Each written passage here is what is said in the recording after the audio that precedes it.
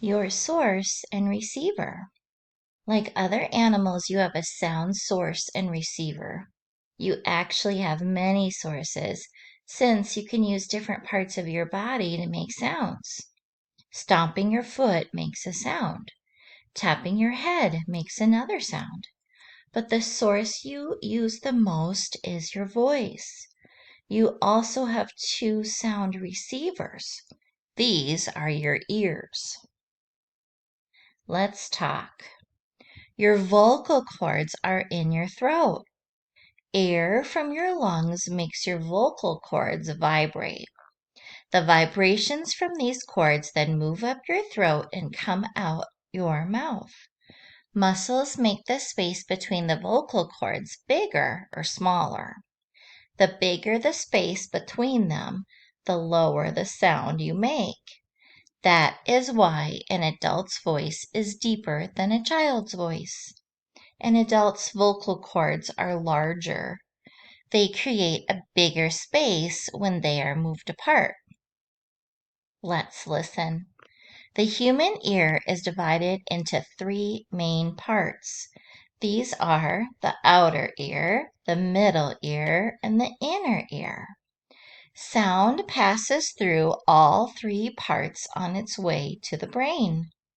The outer ear includes the auricle and a tube called the ear canal. The auricle is the fleshy piece of your ear on the side of your head.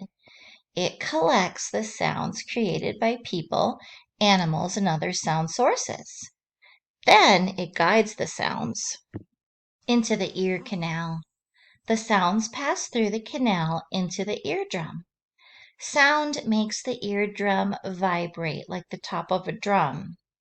Even quiet sounds cause tiny movements of the eardrum. Next, the vibrations from the eardrum enter the middle ear. The middle ear has three tiny bones. They are called the hammer, the anvil, and the stirrup. These bones transfer the vibrations to the inner ear.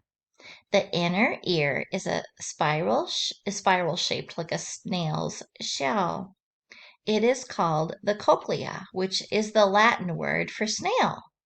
The cochlea is filled with liquid and a strip of small hairs. The strip is called the organ of Corti.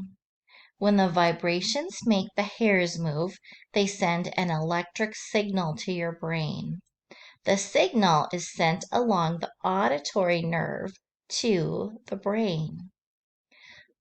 Look above at the diagram of an ear.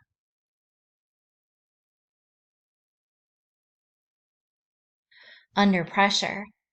The pressure of the air around you changes all the time.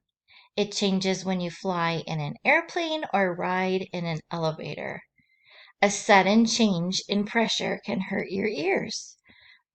The Eustachian Tube prevents ear damage when the air pressure changes. It connects your middle ear to your throat. The Eustachian Tube lets air flow between your ear and your throat. This corrects the pressure in your middle ear. When the air flows in or out, it can make your ears pop.